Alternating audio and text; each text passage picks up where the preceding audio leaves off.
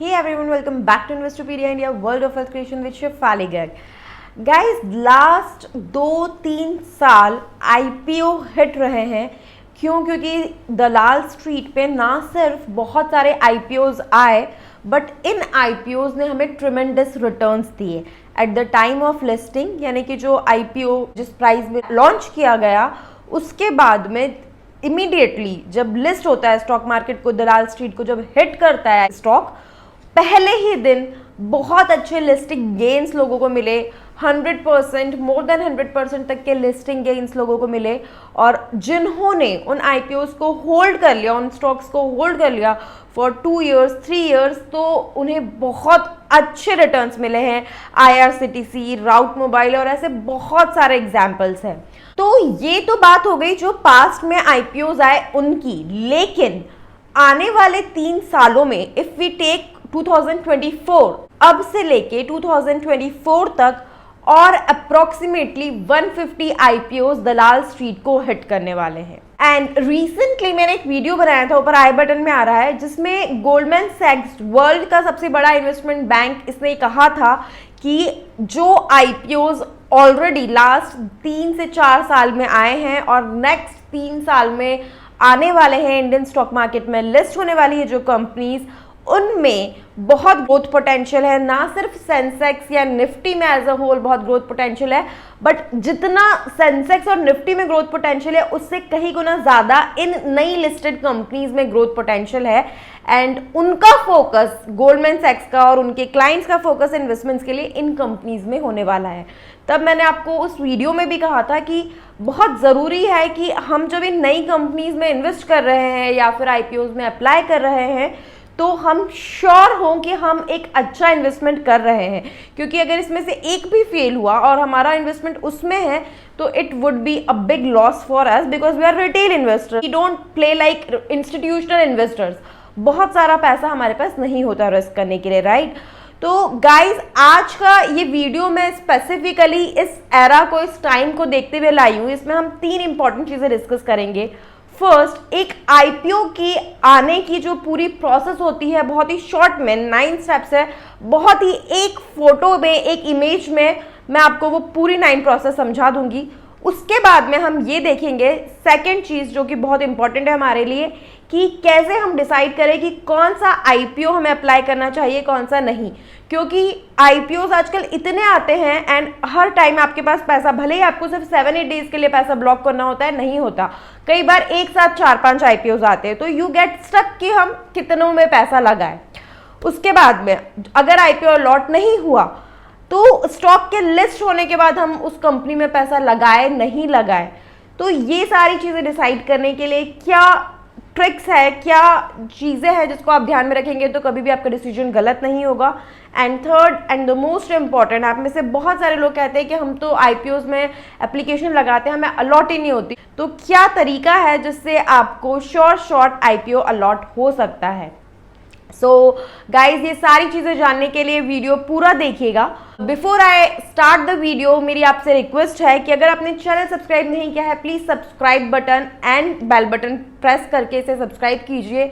ये आपके लिए फ्री ऑफ कॉस्ट है, आपका इसमें कुछ नहीं जा रहा. अगर आप वीडियोस देख रहे हो तो आपको सब्सक्राइब करने से तो बेनिफिट ही मिलेगा, बेल बटन हिट करने से बेनिफिट मिलेगा. लेकिन हमें जब ये सब्सक्राइबर्स का नंबर बढ़ता है ना तो बहुत मोटिवेशन मिलता है, ये एक एनर्जी देता है जिससे हम और ज़्यादा अच्छे अच्छे टॉपिक्स और ज़्यादा इन डेप्थ एनालिटिकल वीडियोस लेके आते हैं.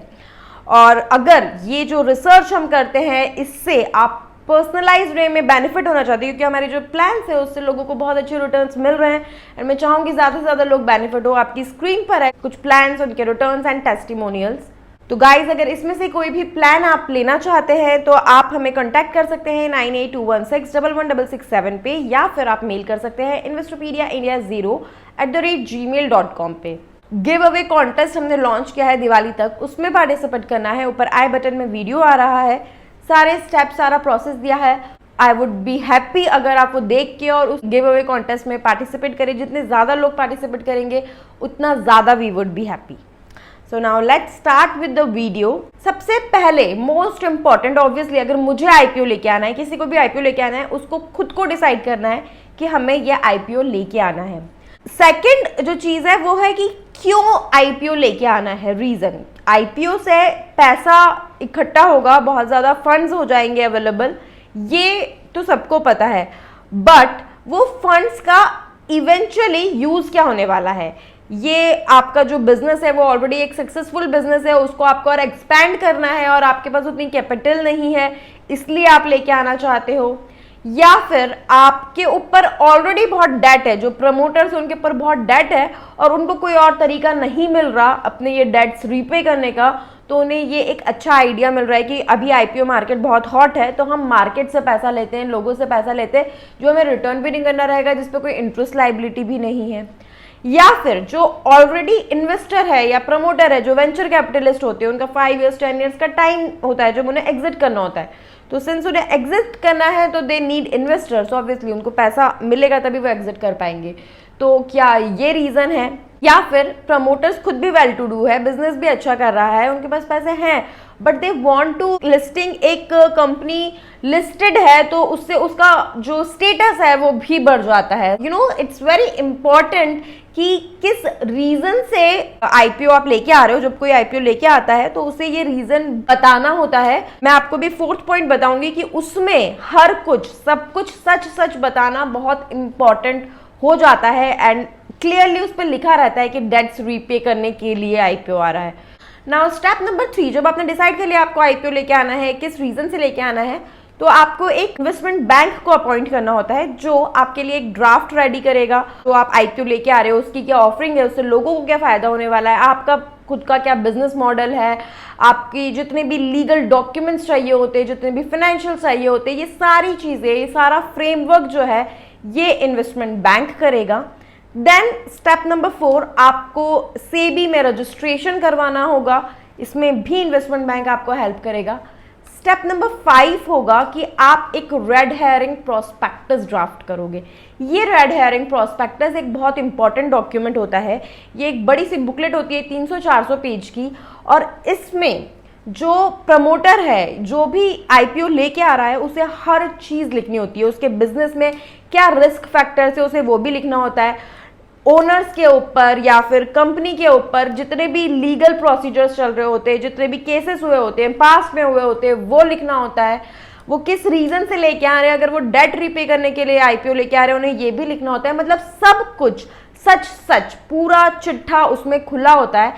पर अनफॉर्चुनेटली 99% लोग जो आईपीओ में अप्लाई करते हैं वो ये ड्राफ्ट रेड हेयरिंग प्रोस्पेक्टस पढ़ते ही नहीं, क्योंकि ऑब्वियसली ये कॉम्प्लिकेटेड होता है, बहुत बड़ा होता है, 400-500 पेज का होता है, इसलिए बहुत ज़्यादा आईपीओस पे वीडियोस नहीं बनाती। लेकिन जिन आईपीओस का मैं एनालिसिस करती हूँ उसमें मैं ये रेड हेयरिंग प्रोस्पेक्टस पूरा पढ़ के और फिर बनाती हूँ, क्योंकि इससे आपको बहुत क्लियर पिक्चर मिल जाती है कि एक्चुअली प्रमोटर कैसे हैं, कंपनी कैसी है, बिजनेस मॉडल कैसा है, ये सस्टेन करने वाले हैं, यानी इसमें आपको प्रॉफिट होने वाला है, यानी आपको ये सारी क्लैरिटी बहुत इजीली मिल जाती है। आई वुड सजेस्ट कि अगर आप अप्लाई कर रहे हो किसी आईपीओ में या फिर लिस्ट होने के बाद भी उसमें इन्वेस्ट कर रहे हो, तो एक बार उसका रेड हेयरिंग प्रोस्पेक्टस जरूर पढ़े। ऐसा नहीं है कि हर कंपनी का रेड हेयरिंग प्रोस्पेक्टस अप्रूव हो जाता है, सेबी बहुत सारी कंपनीज का रेड हेयरिंग प्रोस्पेक्टस के बेसिस पे उसको रिजेक्ट भी कर देता है आईपीओ लेके आने से। Now coming to the next point, जब ये हेयरिंग प्रोस्पेक्टस सबमिट करता है कंपनी सेबी को, फिर सेबी वो पढ़ के उसको अप्रूव करता है या डिसअप्रूव करता है, एंड देन इन्वेस्टमेंट बैंक और ये प्रमोटर्स वगैरह ये मिलकर डिसाइड करते हैं कि क्या लॉट साइज होगा। जैसे कई बार होता है कि 13 शेयर का एक लॉट होता है, 50 शेयर का एक लॉट होता है, मिनिमम एक लॉट आपको बिड करना ही होता है, तो वो लॉट साइज, प्राइस क्या होगा, बिडिंग प्राइस जो आईपीओ में आप कितने रुपए में अलॉट करोगे, ये सारी चीज़ें आप डिसाइड करते हो, and then you launch the IPO, जिसमें आप डेट्स वगैरह डिसाइड करके लॉन्च कर दिया कि इस डेट से इस डेट तक आप अप्लाई करना है and all, and then finally allotment जिन लोगों को हो गया होता है इशू, उनके डीमैट्स में आप स्टॉक को क्रेडिट करते हो, and then finally the stock hits the Dalal Street. Grey market premium बीच में जो ग्रेप वाइन चलता है लोगों में, उसके हिसाब से बढ़ता कम होता रहता है, कुछ स्टॉक्स होते हैं जिनसे लिस्टिंग गेन्स होती है, मतलब कि अगर 100 रुपये में आईपीओ में दिया गया है तो 200 रुपये में, 300 रुपये में, 500 रुपये में लिस्ट हुआ। कई होते हैं जो कम में भी होते हैं, 100 रुपये में दिया तो आईपीओ में अगर अलॉट किया गया है तो वो 50 रुपये में या 20 रुपये में लिस्ट हुआ, ऐसे केसेस भी होते हैं। उसके बाद तो वो स्टॉक मार्केट का पार्ट हो गए, तो ऊपर नीचे उसमें चलता रहता है। So this is the basic process. Now कैसे हम डिसाइड करें कि किसी आईपीओ में या रिसेंटली लिस्टेड कंपनी में हमें इन्वेस्ट करना है या नहीं? तो मैंने आपको बताया सबसे पहला रीज़न, आपको बहुत अच्छे से ये रेड हेरिंग प्रोस्पेक्टस में पढ़ना है कि रीज़न क्या है, क्यों आईपीओ लेके आ रहे हैं प्रमोटर्स। अगर वो एक्सपेंशन के लिए लेके आ रहे हैं, अगर अच्छे हैं प्रमोटर्स, फाइनेंशियल्स तो सी मैनिपुलेट किए जा सकते हैं, उनको पता है, उन्हें 3 साल पहले से स्टार्ट हो जाती है तैयारियाँ।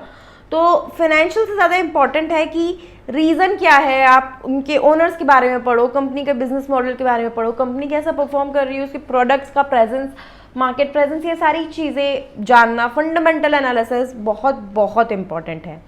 सेकंड, ओनर्स, मैंने आपको बताया आप बिजनेस पार्टनर बन रहे हो तो उनका इंटेंशन, उनका बैकग्राउंड अच्छा होना बहुत ज़रूरी है। कंपनी का जो मॉडल है वो फ्यूचरिस्टिक होना चाहिए, उसका स्कोप, उसमें जो प्रोडक्ट है, जो सर्विस है, उसका स्कोप होना चाहिए।